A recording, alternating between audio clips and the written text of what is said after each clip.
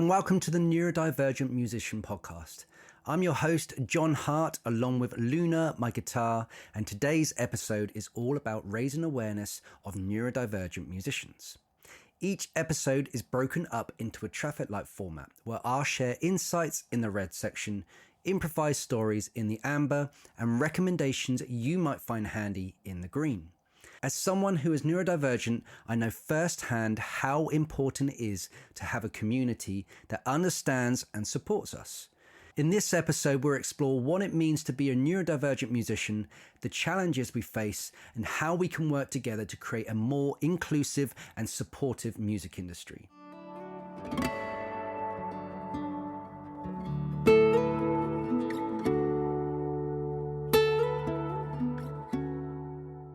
Okay, so welcome back. We're into the red section, which is the insights. So what is neurodivergence? Before we dive into the specifics of being a neurodivergent musician, let's first define what neurodivergence means. Neurodivergence refers to a range of neurological differences that affect the way people think, learn, and process information. Some examples of neurodivergent conditions include autism, ADHD, dyslexia, Tourette syndrome, bipolar, among others. Neurodivergent musicians are those who identify as having a neurodivergent condition and who are involved in making music in some capacity. This includes everything from amateur musicians who play for fun to professional musicians who make a living from their music. Being a neurodivergent musician comes with its own unique set of challenges. For example, some neurodivergent individuals may struggle with sensory overload, making it difficult to perform in loud or crowded environments. Others may have difficulty with social interactions, making it hard to network or collaborate with other musicians.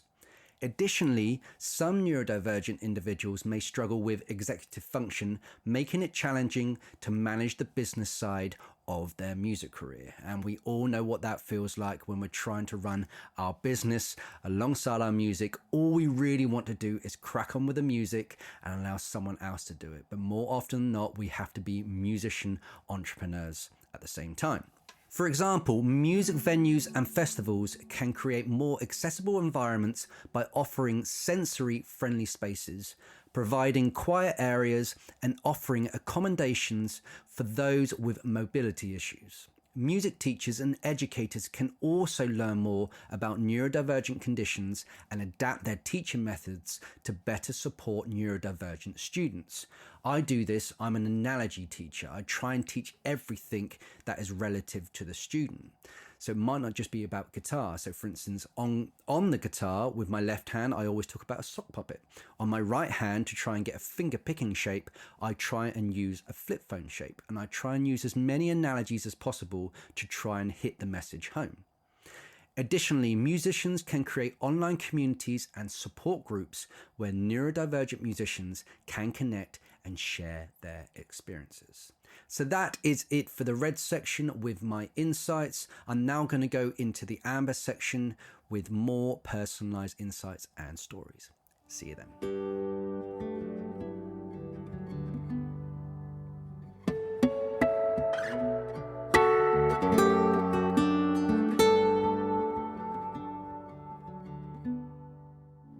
Okay, and welcome back. So we are now in the amber section, and I'm just going to go through an improvised story or just talk about my insights. And mainly it comes, especially with awareness, into when I'm on the road or when I'm in the studio. Now, I have eventually over time been able to set up my studio stuff at home as I can just work here.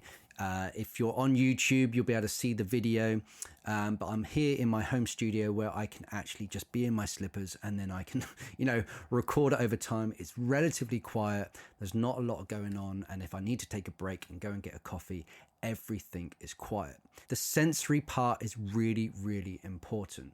And I feel that sometimes gets lost in a lot of music studios, a lot of music venues, festivals, etc., etc. When I'm on the road and I'm in a car, I prefer the car to going obviously on the train and things because, again, sensory issues. And there's nothing worse than trying to go to a gig I mean, obviously driving can be quite stressful. I did a tour. I did 3 UK tours actually, which I planned and booked myself, and which was incredibly stressful. And I drove around like 1,500 miles in sort of 10 days, and that can fatigue you. Obviously, you know, driving awareness that can make it even worse. So by the time you get to the venue, you're pretty exhausted already. But when you do get to the venue, you're looking for that quiet space. And the green room, as a lot of you professional musicians out there, if you're listening, you will know what the green room feels like. Pre-show, it's kind of stress, anxiety, especially if you're neurodivergent and you're trying to practice, but you're a bit out of place. You can't put headphones on because you don't want to be antisocial. You've got to connect with the sound guy. You've got to connect with the venue manager. You've got to connect with the other acts that are there. And you've then got to try and, you know, maybe find some food. You've got to try and do all of these things all at once. And it can be, you know, incredibly stressful when something so authentic and with regards to performing your music on stage should come naturally. And I actually find that I can only get into that authentic process where I can be myself and I'm not in my head, you know, and it sounds quite cheesy, but I'm in my heart in regards to my playing, and I'm in that emotional phase when I am on tour. And I've played, you know, a number of shows, and it often takes like 2 or 3 shows for me to get into my rhythm. And, you know, I've been there so many times where I've been driving and there's been like a flat tire, or, you know, something's gone wrong with the car, or, you know, you're trying to find a parking space and you're spending like 10-15 minutes and you're starting to get riled up. And as much as you can put the radio on, as much as you can put a podcast on and things as well, you can never control those situations. I used to go out gigging and I used to have my wife alongside me in the car. But, you know, having children and other things means now that I'm in the car on my own. And sometimes, you know, to other people that can, you get time to yourself. You're driving things. But if your neurodivergent brain, I call it, you know, I love the guys from the ADHD adults podcast. They call it bee brain. And I'm sort of the same. I kind of call it like it's the hive. And the hive is like where the bees and wasps are just literally flying around, hitting each other, almost, you know, crashing. And there's so much noise going on, if you can imagine, you know, wasps and bees. That is my analogy. There's other analogies of like 32 channels on at the same time. But if you imagine, you know, the hive brain has like 30 bees or 30 wasps or whatever it is going on at the same time. It's incredibly noisy, incredibly busy. And, you know, it's almost like being in the middle of traffic where you've got like horns going off. You know, you just... It's just crazy. And anyway, that is what's going on in the car. That is what's going on in the green room. And it's only until I've played my first song and I've got all the anxiety out of the way, I've got the stress out of the way, where, you know, I'm content and I'm on stage. And I think for a lot of musicians, it's when you're in mid-performance, you know, for an hour, that is what we live for. It's a labor of love at the end of the day, because you don't earn a lot, especially as an independent music artist, or if you haven't broken it, like the very, very tiny percent that have hit, you know, maybe mainstream, or they're touring, or they've hit that point where their online presence, or they've got the wind behind their sails because they've had a bit of luck in regards to their music journey. And now, obviously, that never negates the blood, sweat and tears and the grind that they've gone through. But there's a lot of us other musicians who have gone through the blood, sweat and tears and grind, exactly the same level, but we've just never been able to get the momentum behind our sails. So what we also do in regards to like shows and things as well, we spend a lot of our time selling tickets and trying to promote our shows and things. We can't just put out one post and then it's sold out the next day, or we outsource it to someone else. So with a neurodivergent brain in sort of like the music industry, it's almost like a jack of all trades. I don't know any independent musician who only has one job. I know a lot, and I've connected with many wonderful musicians, and we're teaching, we're performing, we're doing session work. We are, maybe we're working with venues, maybe we're working in music marketing, maybe whatever it is. There are so many different avenues, production and lots of others, that, we have to have our fingers in so many different pies just to be able to make up a full-time salary. Now, a lot of people will say, well, music is art, and music, to a lot of people is a hobby. For those who have converted it from a hobby, so for instance, when we were younger, to a career, the grind is real. And if you don't have that sort of approach where you can focus on one journey, then it becomes incredibly difficult. And having that neurodivergent brain, so for instance, I am diagnosed with dyslexia, and I'm going through the process of ADHD and ASD after last few years of hell, which I will go into another episode about. But I've now realized I've got all these things in my brain, and my brain's wired differently. It's made me see things so like in such an amazing and scary way. Just to think that I had 38 years of just banging my head against the wall, or just muddling through the day every day, or taking on too many projects, too many ideas. It's like this podcast was always an idea. I loved the idea of doing a podcast, but I thought, should I teach guitar, or should I talk about the music industry and stuff as well? And I was like, I'm not going to be able to keep that up consistently, because the dopamine in my brain as being a neurodivergent is just going to tail off. So this awareness that I'm trying to spread throughout this podcast is going to be throughout. So there's going to be lots of different subjects that I cover, and I can't wait to have some guests on.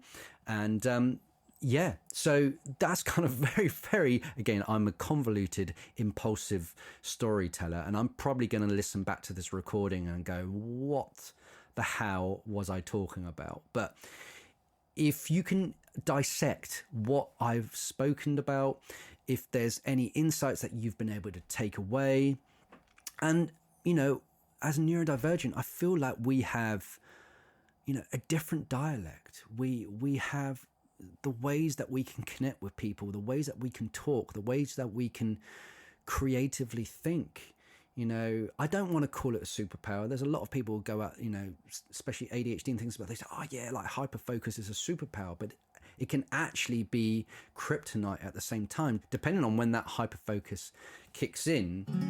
But I really do believe that once the awareness is there, now I've been unaware pretty much my whole life, apart from when I was diagnosed with dyslexia at university, and that should have rung some bells then. But I was at uni, I was free, I was pretty much an alcoholic, just drinking all the time, eating all the time, just not caring about myself whatsoever.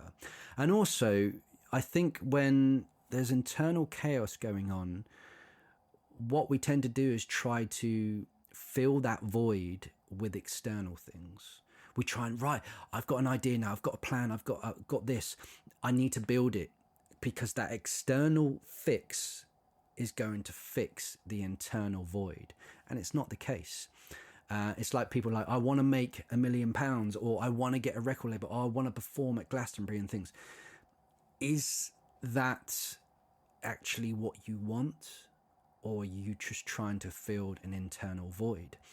And since I went through a mental health crisis, again, I will go through it in much deeper information in another episode, I have gone internal, and my music's gone internal as well. So the new album that I'm working on, which is called Neurodivergent, goes through that journey. A lot of those songs were born out of the crisis.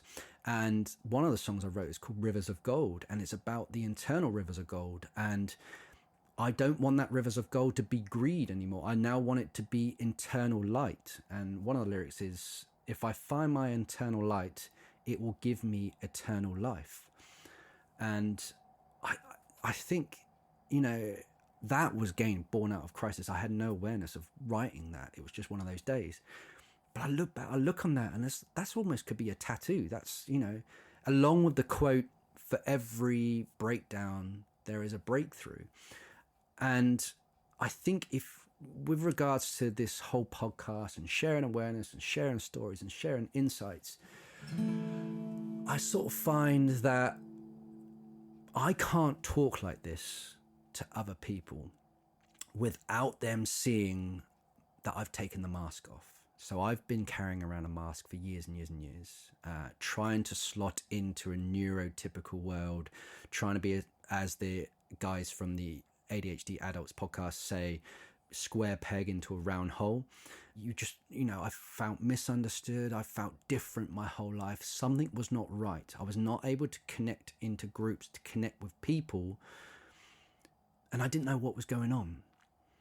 But the power of knowing, when you start reading books and start listening to the podcasts and whatever it is, maybe this is the first podcast that you listen to and you might, man, this guy just jabbers. He just jabbers on and on and on and on. And that's ADHD, by the way. It's the impulsiveness, the convoluted way. A lot of people, when they ask me, how you doing? They want like a film trailer response. And that's kind of like the highlights, the bullet points. But I want to give you the full film. I want to give you all the side stories, all the side characters, all the different colors, all the different textures. But this will be like when I'm picking up my kids from school and I'm like, crap, John, no, you've gone into a rabbit hole here. Bring it back, rein it back, rein it back. And that is me then putting the mask back on. So I'm hoping with this podcast, it's me taking the mask off.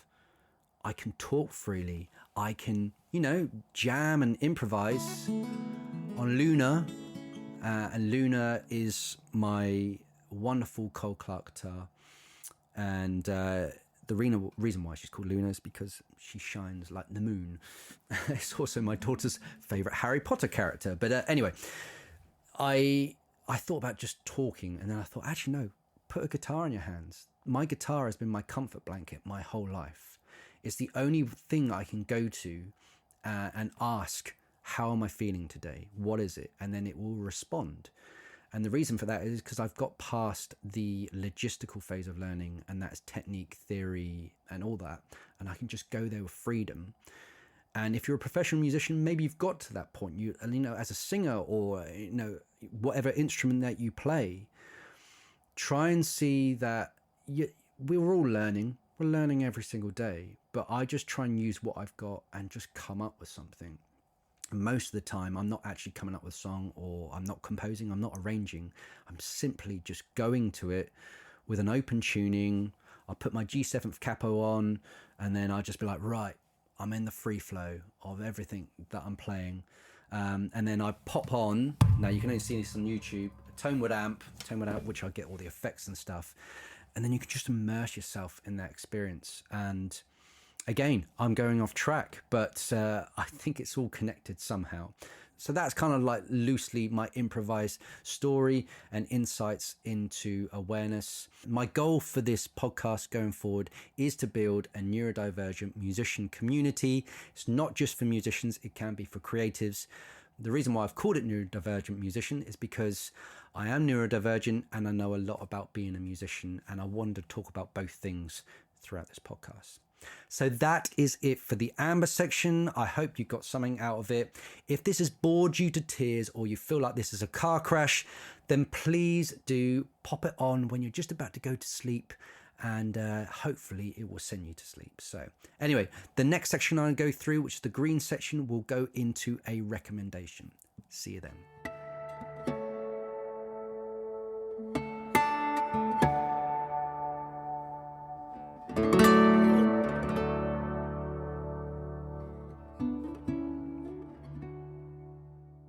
Hey, and and welcome back to the Neurodivergent Musician podcast. In this section, I'm going to go through the green zone, which is a recommendation. So one of the resources that I have been using every day is the Adults ADHD podcast. Now, I don't want to be one of those podcasts I'm going, just listen to me and no one else. I would completely recommend you go and listen to this podcast if you are delving into the world of ADHD. Now, when I started listening to it, episode 1 is about the diagnosis, and it was just, what I love about these guys and Mrs. ADHD, which is Sam. So we've got James, Alex, and Sam. Sam is Mrs. ADHD, is their authenticity, and the amount of info that they introduce, the banter, just the improvisation. And again, it's one of those that I tune in, and they're like under 30-minute episodes. And it's such a delight to tune in every single day. And I want to recommend that podcast. I mean, they're blowing up, they're touring around the country, they're doing amazing things. Again, spreading awareness about ADHD, but they also talk about commodities. So that will be, ADHD with autism, ADHD with other things. You can get to know, a lot deeper insights. They're both ADHD coaches, so they know a ton about it, and they're educating me all the time. So if you haven't checked it out, go and check out the ADHD Adults podcast. I think you can get it on all the podcast platforms. They're also on YouTube, where they go and live stream it onto there. They're also on socials as well. I've reached out to James, Alex, and Sam, and they've all responded. And it's for the first time in my life when you kind of connect with other neurodivergent people that you're like, wow, this is my tribe. They are speaking my code, or whatever it is, speaking my language. They are transparent. They're just themselves, and there's no judgment. There's no nothing. I mean, we all suffer with like admin and paralysis and social media paralysis. I do as well, and it's just like a heap of messages and stuff. So, and I think with how popular their podcast has got, they're probably getting inundated with messages and emails and everything at the time. But, they have this wonderful sort of format with their podcast, where again, they break it up into 3 sections. But there's there's very serious podcasts elsewhere. And I'm trying to learn from that at the same time. I don't want this to be, a completely serious podcast. I want to share some things and stuff as well. I can't really banter with myself. I could do like the Gollum Smeagol approach of, that's my precious. But I won't do that. I will leave my Gollum impressions for another time. But, and that would be weird if I'm talking from Gollum and Smeagol. But that's probably why I'm going to get guests on, and we're going to have a little bit of chat and banter and stuff as well. But yeah, go and check out their podcast if you want to learn more about ADHD. It's really fascinating. I laugh every single episode. They don't hold back on swearing or whatever language they use and stuff as well. And it's just really heartfelt, and it's what we need in the world, when we're sort of surrounded by so many serious things that are going on all the time. Having a neurodivergent brain is, it is serious, and it has a lot of negative things about it, and a lot of really, really dark days. But I feel if you can sort of join a community of similar-minded people, same with like musicians, when we connect as musicians, we've got a lot of crap going on all the time that a lot of people don't see. And we get our massive dopamine hit of when we turn up on a show or when we're in the studio, but around it, it's constant chaos. And then you top that with having a neurodivergent brain, which is basically hive brain 24/7, and you can barely focus, you can barely do your things, and you need your musical instrument to be able to, transport you to another world or to help you focus or whatever it is. We know we can't live in our musical world all the time. We've got to do the business side, and we've got to connect with others, and we've got to live life as well. But having a podcast like the ADHD Adults is something that everybody needs in the world. Whether you have ADHD or not, I would just tune in, and it's just an amazing way to educate yourselves. And I think spreading awareness, that is one of the best resources I've found, along with some books and stuff, which I'll discuss in other episodes. But so that is the first episode of the Neurodivergent Musician podcast. If you want to find out more info about who the hell I am, you can go to jonhartmusic.com. That's JONHART music.com. You can contact me on socials or email me on the contact page. Let me know what you think of the episode, and if you've got any suggestions going forward, or you think, there's an amazing guest that could come on to yours and stuff as well. Just let me know. Or if you want to hear more of Luna, I can play some stuff. I can come up with some lyrics. I can come up with some music. I want this podcast to be experimental. So anyway, thank you so much for tuning in, and keep creating music, and I'll see you in the next episode. Cheers. Take care.